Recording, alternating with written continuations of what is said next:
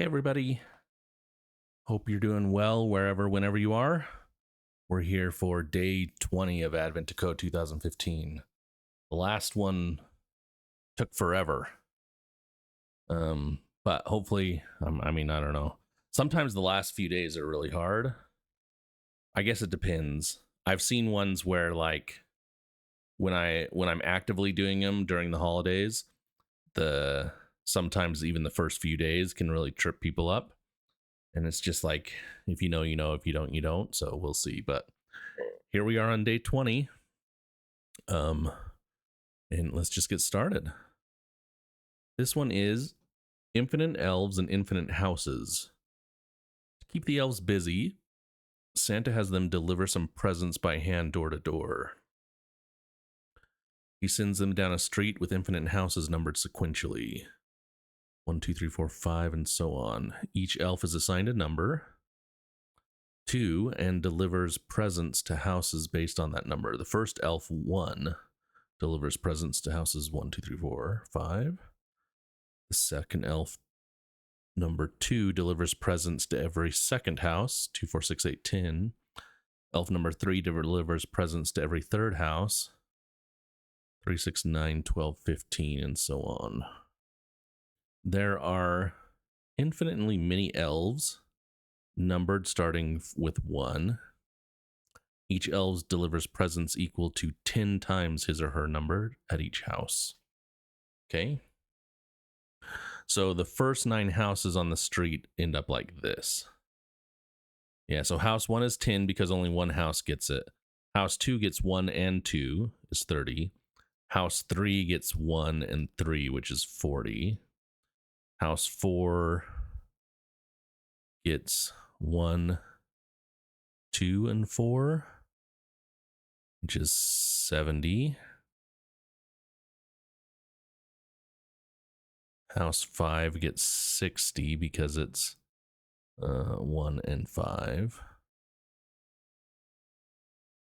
House 6 gets 120 because you get this. You get 60, 40, or sorry, 30, 20, 10.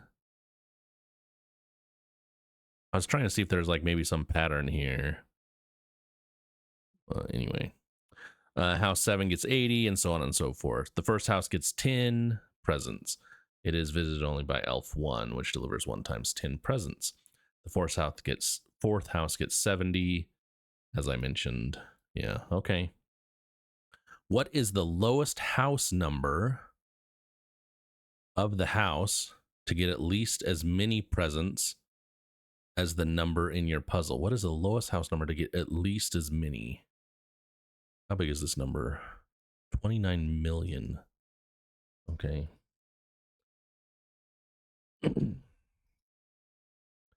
It's actually not large, so we'll see what that means. What did I do here? So for part 1, like what I'm thinking is like this number is not very large. And like, can we just like iterate through these? I wanted to look at the here because we actually have the value.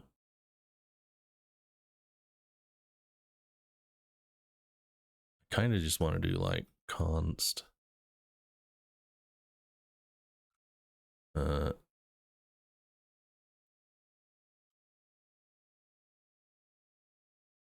like that.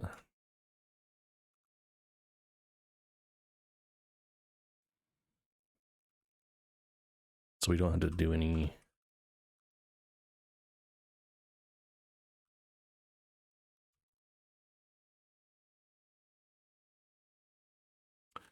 parsing. Although it will look funny if you're looking at my code because you'll have to put your own number in there. So maybe I leave it the same.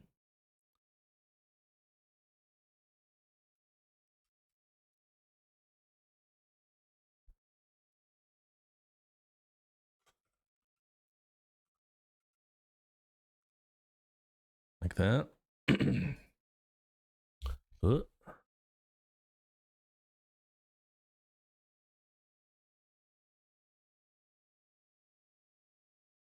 invalid digit input dot trim.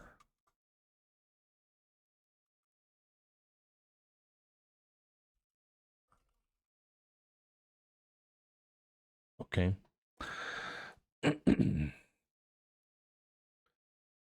Okay, so yeah, so what am I thinking? Maybe I ought to think through all the ways.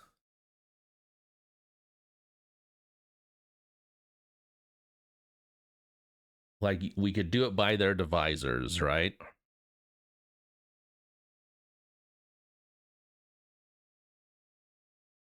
We can probably start relatively high too, to like, I mean, I don't know how much it will matter. The question is like, how do we know when we've reached this point?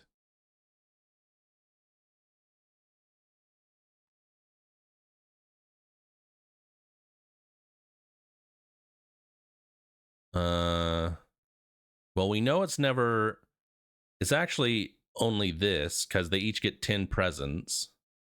So it's actually only 2.9 million. You could almost calculate all of those. Like, why is that, right? Each of them delivered 10.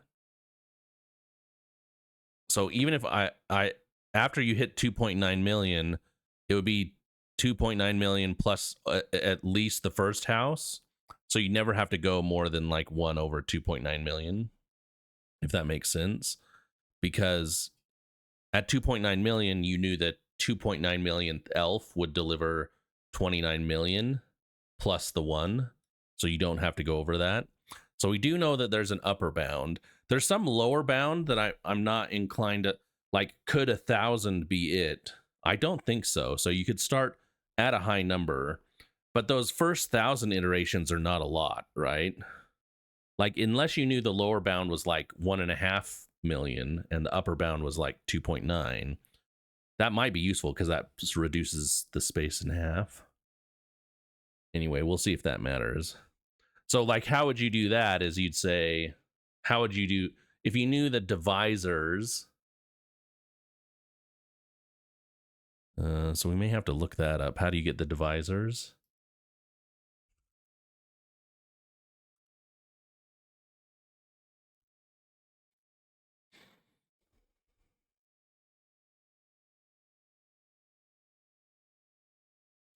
Here's how to do it. Limit for 1 equal limit fn square root is u64. If n modulo divisors push, return the divisors. Yeah. Okay, this is something interesting with the divisors, right? You know you only have to go to the square root because anything over the square root of the number would be a divisor that's too large. Like the way to think about this is you'd never, if you had some large number, you'd never go past half that number, for example, because just like what we were talking about before, if you ever got past half the number, you couldn't divide it by anything else more, right? So if the number was 4, there's no reason to check beyond 2 because no other number beyond 2 would be divisible by 2. Does that make sense? So and if you do some math, you can say, oh, we can actually figure out the divisors by the square root. And the reason is because 2 hits the same numbers as 4, if that makes sense. I think. Is that what it's saying? At least for the divisors way. That won't work here because 4 actually, like for example 8, you need to add the presents you got from 4 and 2 and 1. 40, 70, 80. How do you get 150 from house 8? Oh, plus its own. So 80, 40 is 120, 104, 80, 40, 2010.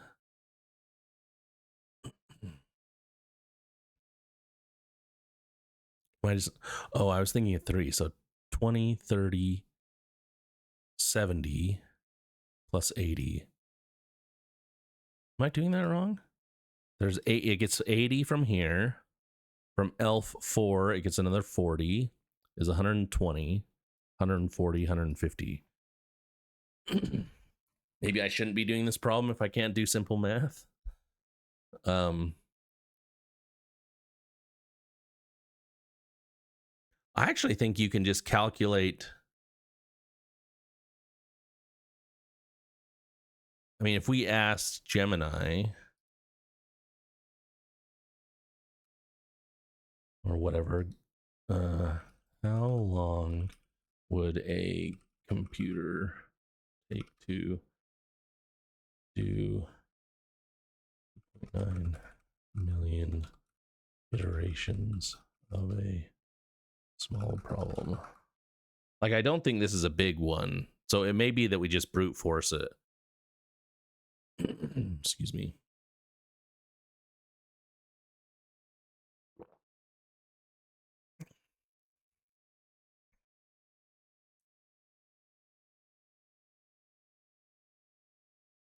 Like, you could literally try it all. I mean, I've spent so much time thinking about it, I probably could have solved it in the time that I've been thinking about it.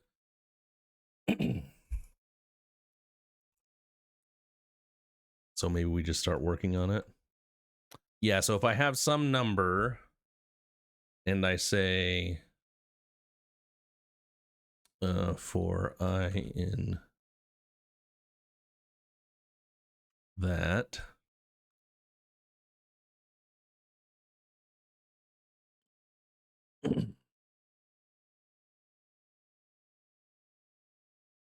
where was that code to get the divisors? Yeah, I'm just gonna yoink this.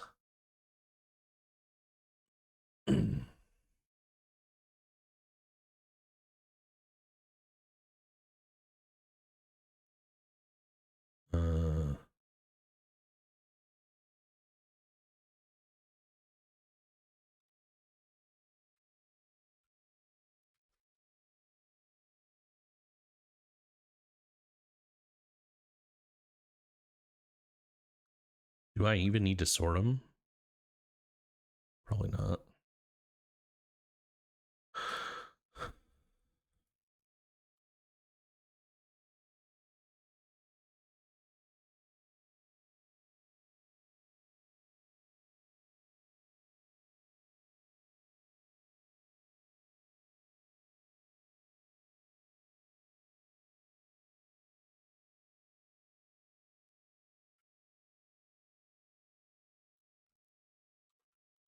Got to do something like this.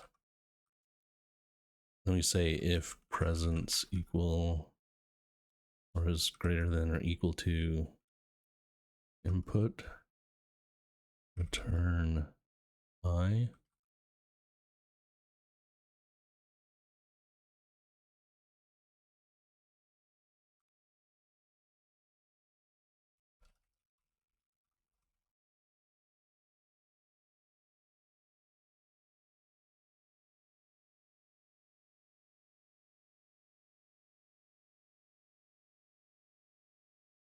What doesn't it like here?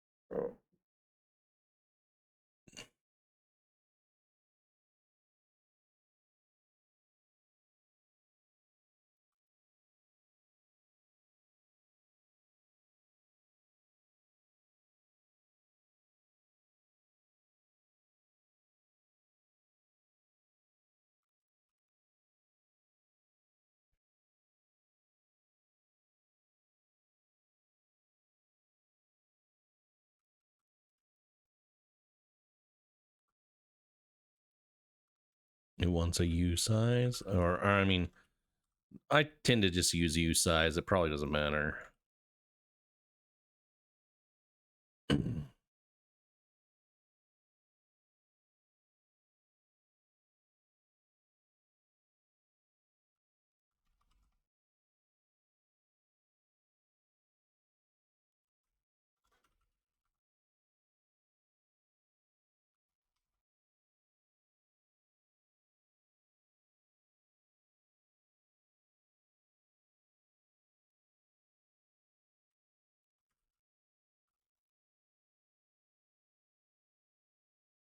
Oh, I guess the sum will just return 0 if there's none, huh? So I don't need to unwrap. Is that what it's saying? It took... This watch thing doesn't always do great with the...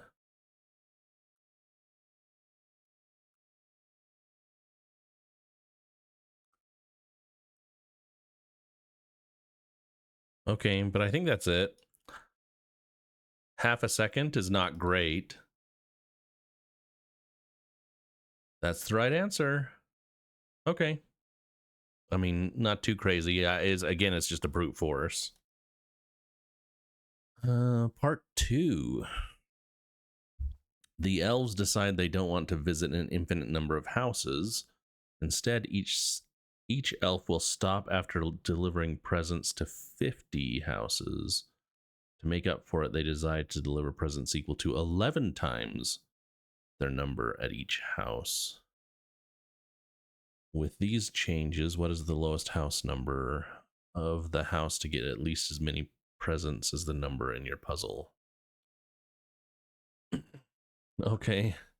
So my part 1 won't work because, well, let's think about it. I don't think... Here's my inclination is to say why it won't work is how do we know how many times the elf is delivered at that point? Like, say we're at like some number 2 million or whatever. Obviously number 1 would not fit, right? Because it only delivers it to the first 50 houses. Number 2, not likely, because it would only go to 100. But there's a whole bunch of them in the middle somewhere where it probably gets harder to figure out, right? Where you say like, oh, 75, has he delivered it 50 times yet? Interesting. So is there a way to know what the upper bound is for each elf?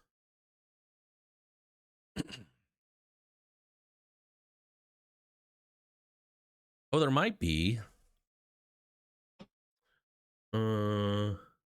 Like we could iterate through the divisors and only include them if I divided by the number is less than 50.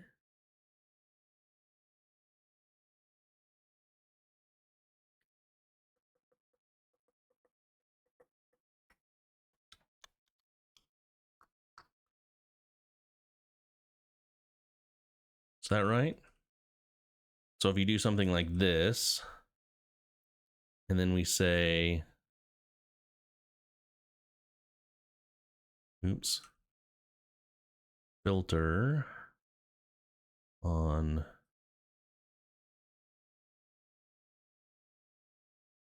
n, and we say n divided by,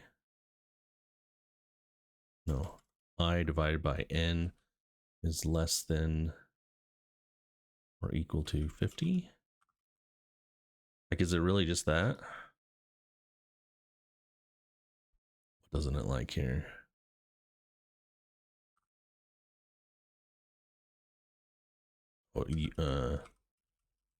U size. I do that a lot.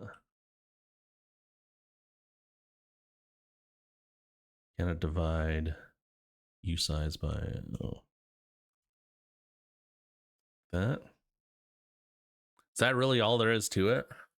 So we still get the number of divisors, but we only include the ones that have been used 50 times. Is that right? Oh, but it's times 11. Oh, shoot.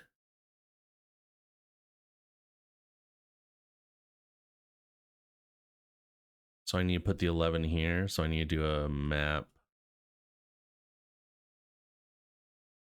n times 11 sum.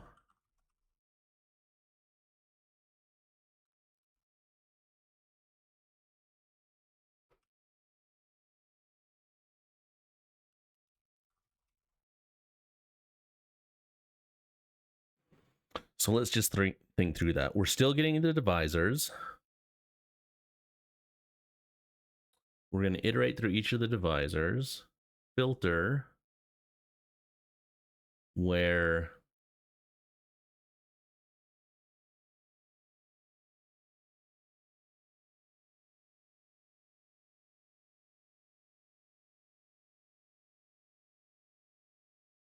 I divided by n is less than or equal to 50.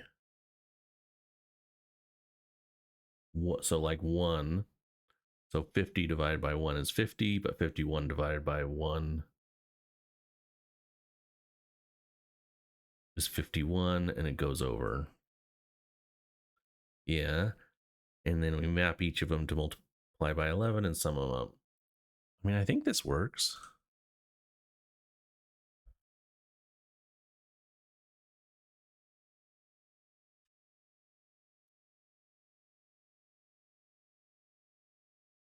Hot dog. We got there. Okay. Yeah, I mean, I don't think this was too hard. As long as you know how to... I mean, I did copy the code for the divisors. Again, the input is small. I think this is the thing to keep in mind. The input here is small enough that actually, if you know how to get the divisors, you can just do something like this. You could also just potentially calculate all the values. Again, because there's only like 2.9 million. And on this one, there's even less. You could probably do some smaller value.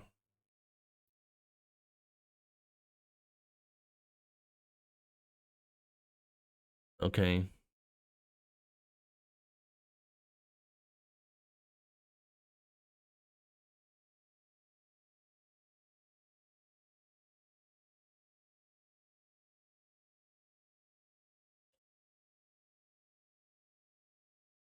Yeah, I wonder if you could like just put these in an array or a vector and step through them all, add them all up, find the smallest.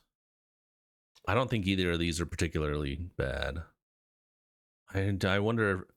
I wonder too if there's like some math problem that you can know what the value is. I mean, other than the divisors algorithm. We'll never return this. So we can...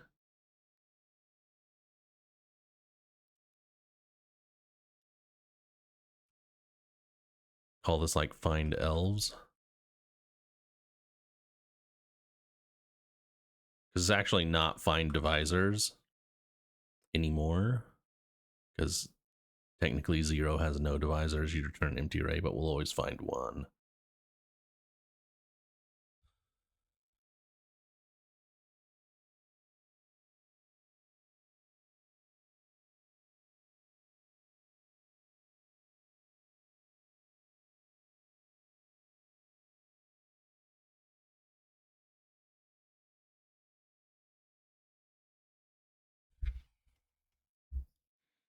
We can make this more functional too. So we could say 1 dot equal limit. Oops.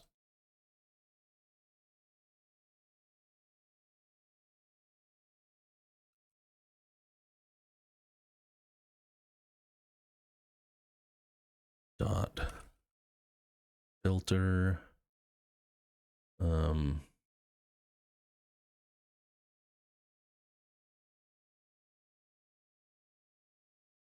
n divided by n modulo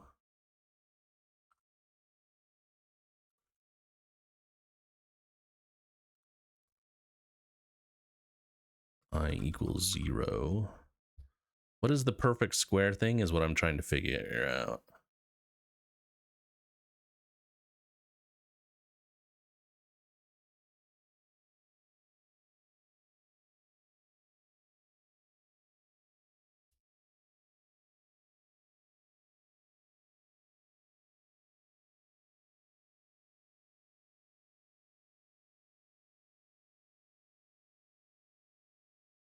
Avoid adding the same divisor twice for perfect squares.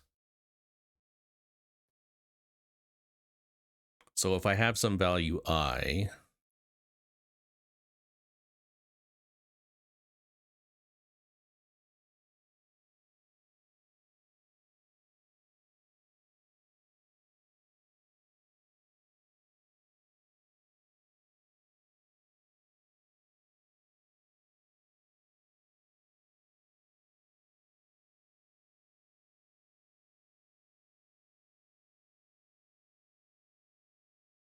oh, I see. It's actually pushing 2 of them. Except for perfect squares, it won't push the second one. That's why it can use the square root, because it's always going to push I and n divided by I. Except for perfect squares. Is that what the thing was telling me here somewhere? To find the divisors of number in Rust, a common approach is iterating from 1 to the square root of the number. This method is fitted because I is a divisor of n, then n divided by I is also a divisor. Yeah. So you like can do it double. That's why you only have to go to the square root.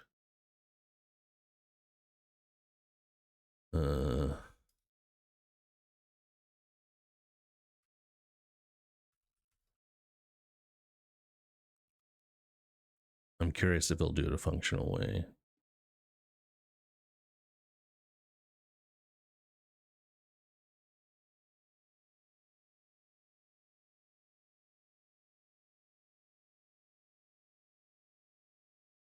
Yeah, I think it might be easier to do it like this and just do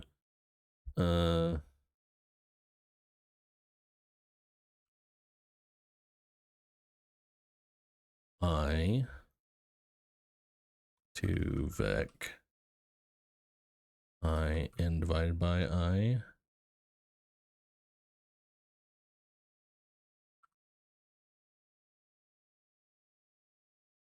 Actually, it would be more like this. We would say if I times I equals n. We just do L vec I else vec I n divided by I. And then this we can, oh,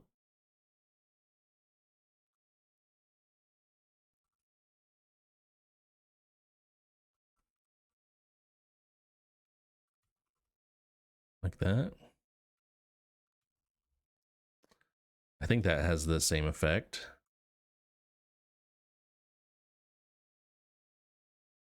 Yo, it's actually slower. That's interesting.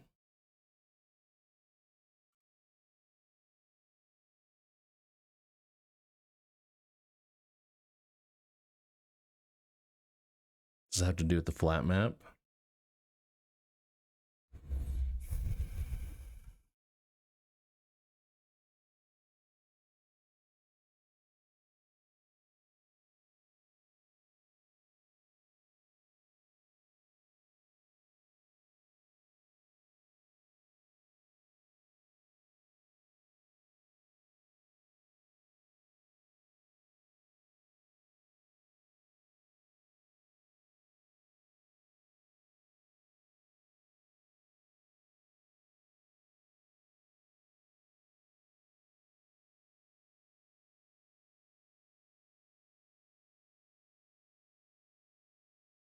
Okay, so maybe this way isn't faster.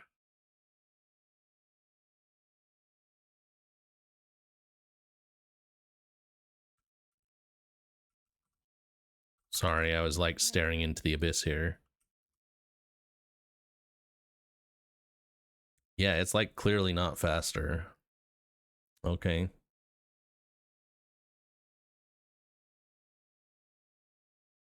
Could we do these functionally? Yeah.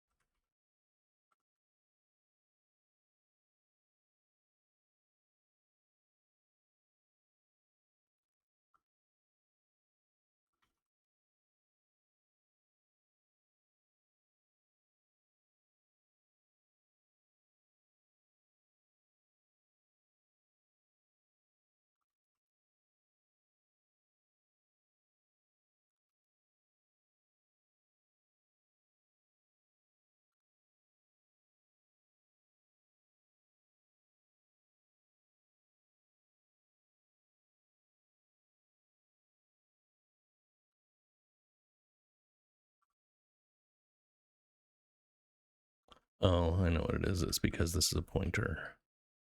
So we need to dereference that.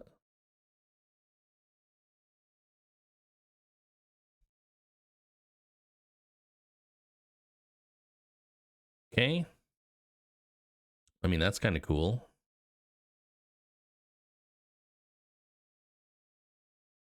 Right? Like this is the same as the for loop, so you're just finding the first one that does it. So you can do the same thing here. I don't know why I started with 0.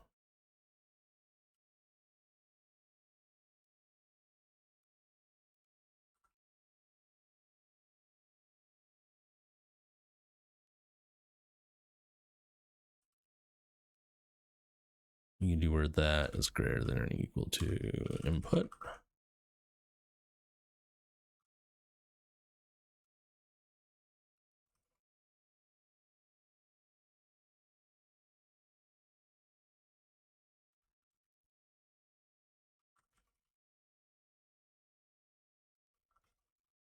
That.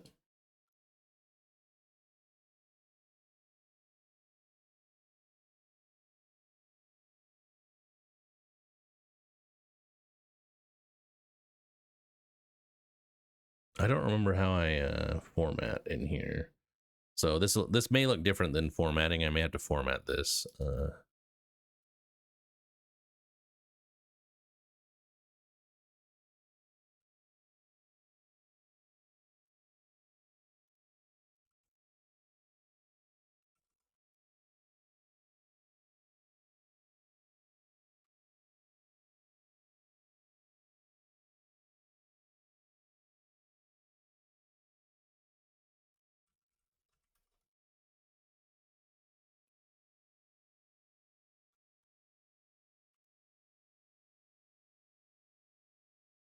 Oh, okay, I did it. I just hadn't looked.